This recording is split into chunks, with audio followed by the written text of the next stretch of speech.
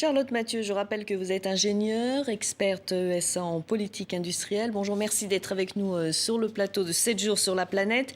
L'astronaute français Thomas Pesquet va décoller pour la Station spatiale internationale avec 3 partenaires d'expédition, le japonais Akihito Oshide, les américains Megan McArthur et Shane Kimbrough. Il s'agit de la 2e mission de Thomas Pesquet dans l'espace. Elle est baptisée Alpha. Ma première question, que va-t-il faire? Quel est le programme? Bonjour et merci pour votre invitation. Effectivement, Thomas va s'envoler vers la Station spatiale internationale pour cette 2e mission après Proxima Alpha, cette fois avec ses collègues américains et japonais. Le programme est un programme avant tout scientifique. Donc c'est un programme de recherche extrêmement dense. Il a plus de 100 expériences scientifiques à mener durant les 6 mois où il va être dans la Station spatiale internationale. Et comme partie de ce programme scientifique, il y a aussi un programme éducatif, bien sûr, tourné vers les plus jeunes générations. Et puis, il faut aussi faire la maintenance de cette station spatiale internationale. Il y a du travail. Il faut assembler des nouveaux morceaux qui vont arriver, en particulier le bras robotique européen, un long bras de 11 mètres de long qui va arriver et qui va être assemblé sur la station spatiale, aussi par Thomas Pesquet.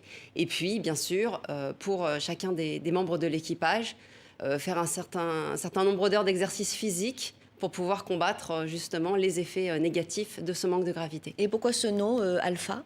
Très bonne question. Donc, Alpha, il y a plusieurs raisons. Donc, déjà, c'est une des étoiles qui est également dans la constellation Proxima du Centaure. Donc, la première mission C'était Proxima. Tout à fait, de Thomas était Proxima. Et puis, il y a aussi cette notion Alpha d'excellence. De la première lettre de l'alphabet grec. Et donc, c'est vraiment l'idée avec laquelle cette mission a été préparée et va être menée par Thomas. Alors, Thomas Pesquet a répondu à plusieurs questions au cours d'une conférence de presse. Et la question de la nourriture est revenue à maintes reprises. Que va manger Thomas Pesquet à bord de l'ISS? Je vous propose d'écouter sa réponse.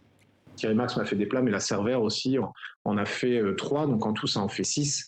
Donc je vais avoir du bœuf bourguignon, alors j'en cite que quelques-uns, du bœuf bourguignon un peu traditionnel, cuisine traditionnelle. Les gens sont beaucoup recentrés sur la cuisine maison. Je pense en 2020, le confinement est passé par là, on a une envie d'authenticité. Une tarte amandine aux poires, des crêpes Suzette, ou un petit risotto, enfin un riz à la risotto, on va dire, d'épeautre. Voilà, c'est des choses comme ça qu'on va essayer de partager tous ensemble. Bœuf bourguignon, des crêpes Suzette, risotto, je vous ai vu sourire en entendant Thomas Pesquet. Alors, de célèbres chefs cuisiniers français vont donc préparer de bons petits plats. C'est important pour garder le moral. Tout à fait, c'est très important pour garder le moral. Chaque astronaute a ses passions et effectivement, la nourriture est associée à la culture française et c'est vrai que ça va être important pour eux de pouvoir avoir ces petits plaisirs en haut. Alors, je disais, Thomas Pesquet suscite une vague de popularité impressionnante. Comment l'expliquez-vous? C'est vrai que Thomas est très populaire dans le grand public. Je crois qu'il a plus de 800 000 abonnés. Toute génération confondue. Tout à fait, toute génération confondue. Plus de 800 000 abonnés sur ses comptes Twitter et Instagram. C'est vrai que l'astronaute fait rêver. C'est un astronaute français, effectivement, de la nouvelle génération. Dans cette nouvelle génération d'astronautes, on a effectivement un seul astronaute français, Thomas. Et puis, c'est vrai que c'est un personnage très sympathique. Qui est bon communicant et on espère, il est vraiment tourné aussi vers les jeunes générations et on espère qu'il pourra inspirer des jeunes à aller vers des études scientifiques, technologiques. Et puis il y a aussi un message lié à l'activité physique pour les jeunes. Je pense que c'est assez important pour lui, le sport, l'activité physique. Voilà, donc c'est tout ce personnage qui est particulièrement attachant, je pense. Attachant et sympathique, comme vous venez de le dire. Alors, Claudie Hénuré, première femme astronaute européenne, conseillère auprès de l'Agence spatiale européenne, a déclaré récemment « Je suis très impressionnée quand je compare la station telle que je l'ai connue en 2001 et c'est qu'elle est devenue 20 ans après. » Vous êtes d'accord avec elle? Qu'est-ce qui a changé concrètement? Écoutez, quand Claudie est montée dans la station, c'était le tout début de la station. La station a commencé à recevoir des astronautes en 2000. On est aujourd'hui 20 ans plus tard. C'est un partenariat qui dure depuis 20 ans.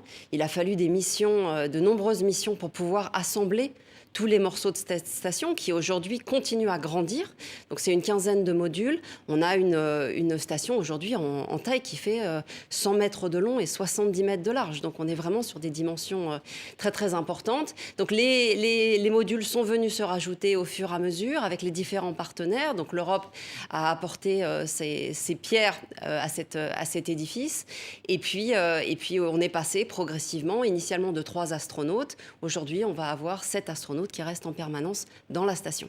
Donc l'Europe n'est pas en retard dans la conquête spatiale, puisqu'on entend très souvent dire que l'Europe, la France, on est un petit peu en retard. Qu'est-ce que vous en pensez? Je ne pense pas. Je pense qu'on a notre place. On est un partenaire de choix. On a réussi à se positionner comme partenaire de choix avec notre industrie également au sein de cette exploration humaine, mais aussi au sein de l'exploration robotique. Et nous sommes un des partenaires de cette station, avec nos partenaires donc américains, russes, canadiens et japonais.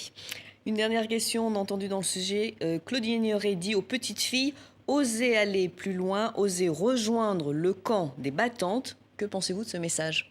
Je pense que je ne peux que le relayer. Je pense qu'elle est un modèle pour beaucoup de petites filles. Elle a été un modèle aussi pour des petites filles de ma génération déjà.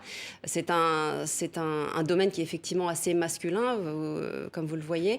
Mais c'est vrai que ce message venant d'une femme qui est extrêmement compétente, extrêmement professionnelle, comme ça a été rappelé dans votre sujet, et je pense est vraiment est un message puissant pour nos plus jeunes générations et pour les petites filles d'aller de l'avant, de suivre leurs rêves et de s'engager elles aussi dans des carrières qui sont encore assez peu féminisées. Assez fermées. Tout à fait. Alors, on dit qu'elle est plus qu'une pionnière, elle a 2 doctorats, on l'a entendu dans le sujet. C'est vraiment un exemple à suivre pour notre génération. Enfin, tout à fait. La génération à venir. Une femme extrêmement impressionnante, tout à fait.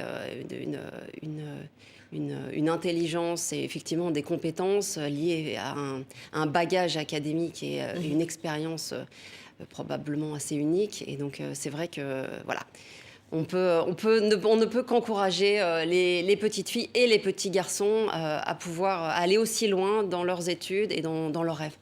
Merci beaucoup Charlotte Mathieu de nous avoir fait rêver également. Je rappelle que vous êtes ingénieure, experte ESA en politique industrielle. Merci infiniment pour cette interview. Merci.